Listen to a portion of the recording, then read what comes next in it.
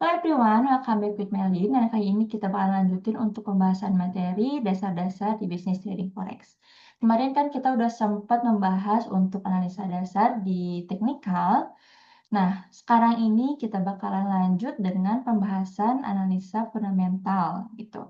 Analisa dasar di fundamental ini, panduannya ini barang Didimax ya teman-teman. Jadi kita bakalan kuas tuntas untuk dasar-dasar analisa fundamental yang memang harus kita pahami di bisnis trading forex ini.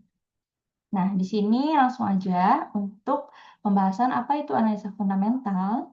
Nah, untuk definisinya sendiri, analisa fundamental itu adalah berdasarkan faktor ekonomi, kemudian sosial juga, dan politik gitu. Jadi ini bisa dilihat untuk analisa fundamental ini nanti dari berbagai faktor ya teman-teman.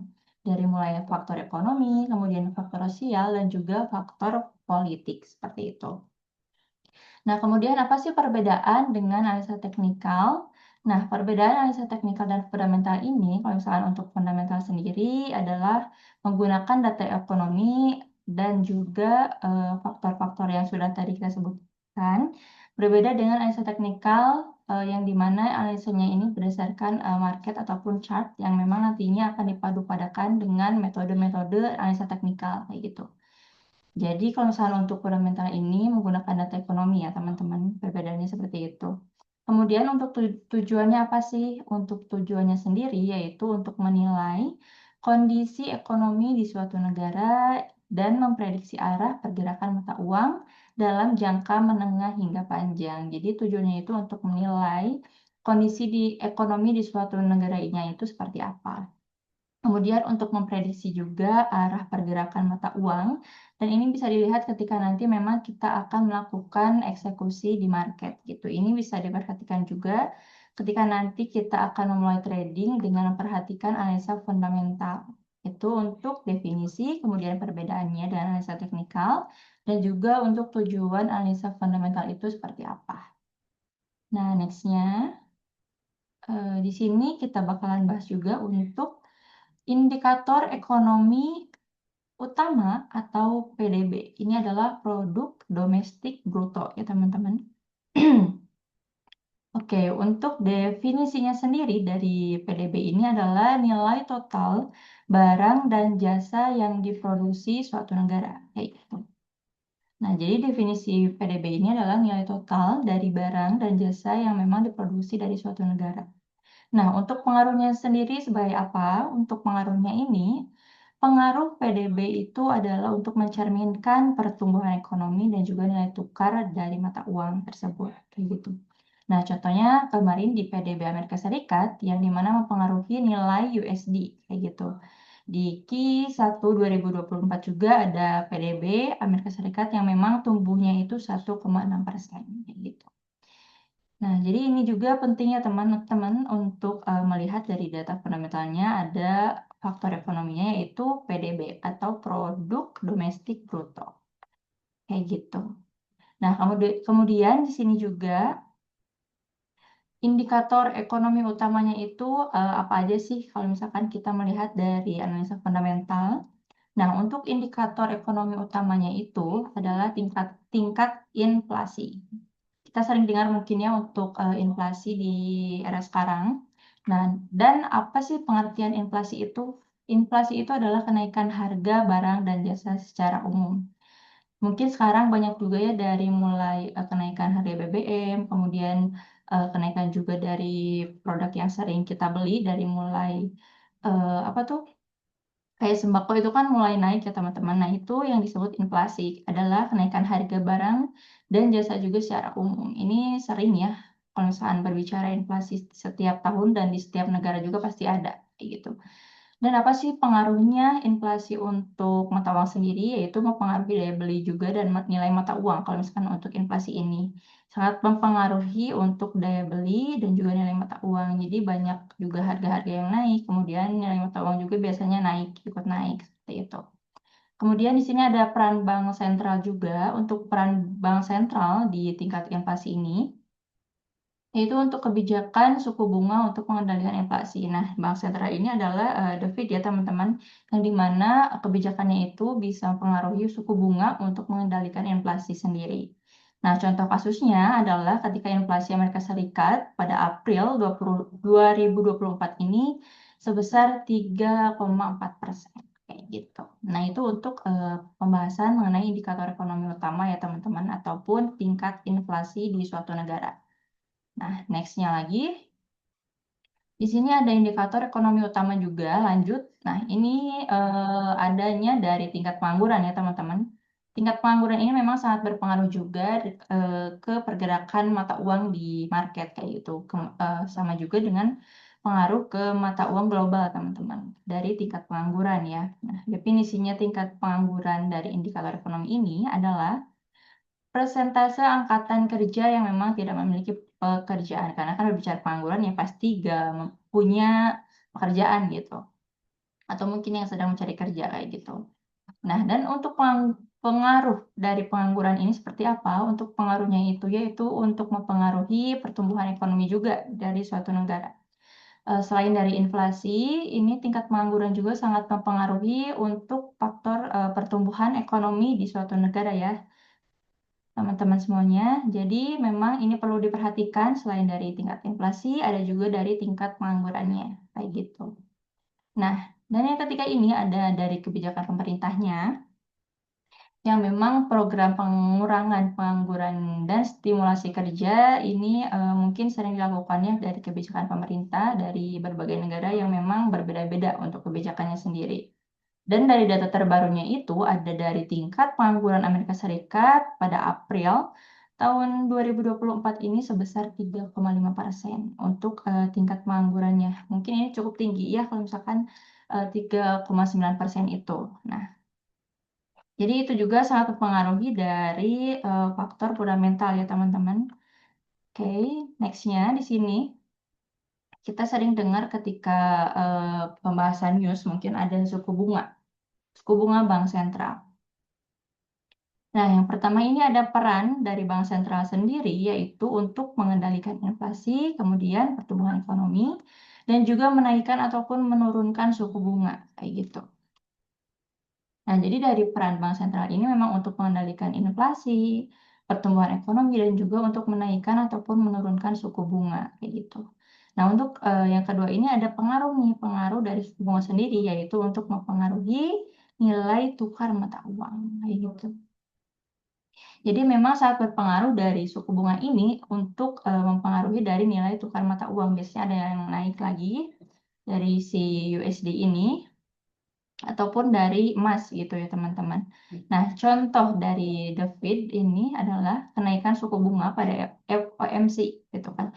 Biasanya sering kita kan ada rilis data ya, rilis data kalau misalnya untuk FOMC sendiri memang yaitu untuk perilisan suku bunga apakah memang dinaikkan ataupun juga diturunkan oleh The Fed kayak gitu. Nah, kayak misalkan untuk tahun ini dan tahun kemarin yaitu ada suku bunga yang dimana 5,25 sampai 5,50% pada Mei 2024 ini.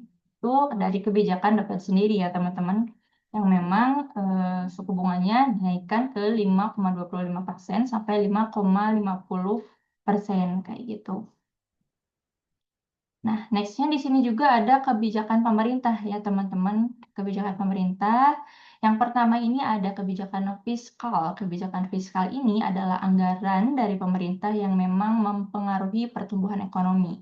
Kayak gitu. Nah, kemudian yang kedua ini ada regulasi sektor. Untuk regulasi sektor sendiri adalah dampak regulasi pada sektor energi dan juga teknologi. Nah, selain tadi ada kebijakan fiskal, lanjut ada regulasi sektor. Nah, yang ketiga ini ada stabilitas dari politik gitu. Nah, untuk stabilitas politik ini yaitu untuk meningkatkan kepercayaan investor dan juga stabilitas pasar. Kayak gitu. Jadi di kebijakan pemerintah ini ada tiga teman-teman, yaitu ada kebijakan fiskal, kemudian ada regulasi sektor, dan juga ada stabilitas politik. Kayak gitu.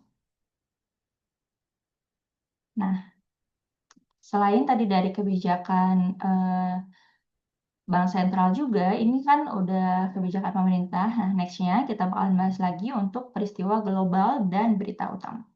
Nah, ini juga kan sering masuk ke news ya, dari mulai kayak perang, kayak misalkan Israel sama Palestina itu juga masuk ke peristiwa global, teman-teman, dan berita utama. Nah, kayak yang pertama ini ada krisis ekonomi.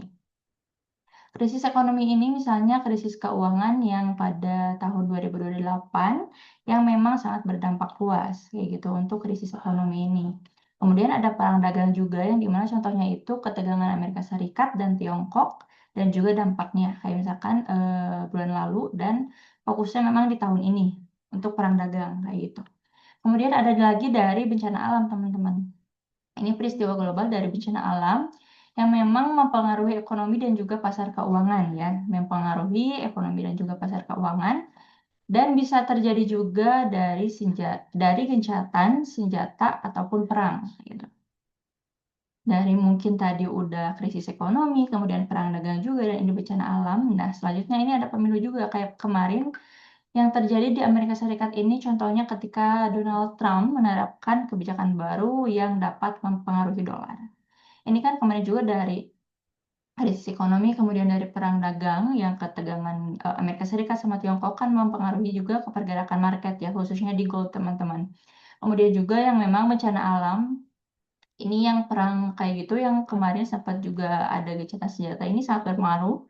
Kemudian dari pemilu yang tahun kemarin juga yang memang dari kebijakan Donald Trump, ini juga sangat berpengaruh ke peristiwa global dan berita utama gitu. Nah, oke, next. Suaranya mulai serak-serak ya, teman-teman. Tips menggunakan analisa fundamental dalam trading forex. Nah, seperti apa sih tipsnya? Yang pertama, kita harus memantau kalender ekonomi, teman-teman. Kita harus memantau kalender ekonomi dan perhatikan jadwal pengumuman data penting. Biasanya ini dilihat dari rilis data ya. Yang biasanya kita share juga di grup-grup tradingnya, kayak gitu. Yang kedua, bandingkan data aktual dan juga perkiraan. Nah, contohnya ketika rilis data news, kalender ekonomi, bisa dilihat antara forecast juga dan aktualnya. Ini ketika memang nanti rilis data, kita lihat ya dari hasil forecast juga dan aktualnya itu seperti apa. Apakah sesuai ataupun tidak, kayak gitu. Next-nya, yang ketiga ini ada perhatikan juga untuk sentimen pasar, teman-teman. Dengan melihat respon ataupun pelaku pasar ketika terjadi rilis data berita, ini juga sangat berpengaruh ke pergerakan harga market. Jadi memang untuk menggunakan analisa fundamental ini, ada yang harus kita perhatikan. Yang pertama memang harus kita pantau untuk kalender ekonomi, kemudian bandingkan data aktual dan perkiraan. Ini dilihat dari rilis data ya. Kemudian yang ketiga ada perhatikan sentimen dari pasarnya. Nah, ini biasanya kita lihat ketika kita mau melakukan entry ataupun eksekusi di market, teman-teman. Nah, lanjut juga ini yang terakhir ada gabungkan dengan analisa teknikal. Nah, ini juga kan selain dari analisa fundamental, kita juga harus menggabungkan dengan analisa teknikal ketika memang nanti kita bakalan melakukan eksekusi di marketnya. Kita bisa melihat untuk menandai area dan juga untuk area entry-nya seperti apa dengan menggunakan analisa teknikal selain dari analisa fundamental. Begitu. Oke, last. Kesimpulan dan juga langkah selanjutnya ya, teman-teman. Nah, di sini peran analisa fundamental ini sangat penting ya, karena memang kritis dalam pengambilan keputusan trading yang lebih baik. Selain dari analisa teknikal yang harus kita perhatikan dalam bisnis trading forex ini, analisa fundamental ini sangat penting untuk kita mengambil keputusan di bisnis trading forex, ataupun ketika kita memang nantinya akan melakukan eksekusi di market. Karena kan sangat berpengaruh ke pergerakan harga ataupun pergerakan mata uang ya gitu teman-teman. Kemudian juga kita bisa fokus pada indikator juga dan berita. Fokus pada indikator dan berita ini kita harus memantau terus untuk ekonomi, kebijakan, dan juga peristiwa-peristiwa global kayak gitu. Next-nya, sumber terpercaya buat kalian yang memang mau mulai trading ataupun sedang mencari untuk tempat edukasi. Kalian bisa menggunakan informasi dari broker yang terpercaya kayak misalkan di Dimex ya. Di Dimex ini memang kita menyediakan dari mulai segi edukasinya dari basic hingga expert. Nah, dan itu juga membahas untuk analisa teknikal maupun fundamental, sangat lengkap ya untuk teman-teman yang memang mau memulai di bisnis trading forex ini. Nah, kemudian bisa langsung praktik juga dan juga pengalaman. Latih juga kemampuan untuk kita bisa menghasilkan trading yang lebih optimal ataupun maksimal kayak gitu. Nah, mungkin sekian ya teman-teman untuk pembahasan analisa fundamental yang memang harus kita pahami di bisnis trading forex ini. Dari mulai tadi ada indikator ekonomi utama ataupun PDB, kemudian ada indikator ekonomi utama ataupun tingkat inflasi juga. Ada indikator ekonomi utama juga masih di tingkat pengangguran. Ini yang memang harus perlu kalian perhatikan ya. Kemudian ada juga kebijakan suku bunga ataupun bank sentral dari The Fed sendiri. Nah, next-nya ada juga dari kebijakan pemerintah, teman-teman gitu. Dan kemudian dari peristiwa global dan juga berita utama. Ini semuanya dasar-dasar penting yang memang harus kita perhatikan di analisa fundamental untuk kita mencari entry di mana kita bisa mengambil posisi yang baik kayak gitu untuk memaksimalkan juga untuk trading kita lebih optimal kayak gitu. Mungkin itu yang bisa aku sampaikan ya teman-teman. Mohon maaf kalau misalnya ada salah-salah kata. Nextnya kalau kalian mau dapetin untuk materi-materi ataupun ilmu-ilmu di bisnis trading forex ini, kalian bisa langsung aja trading bareng Max dan bareng aku. Bye-bye.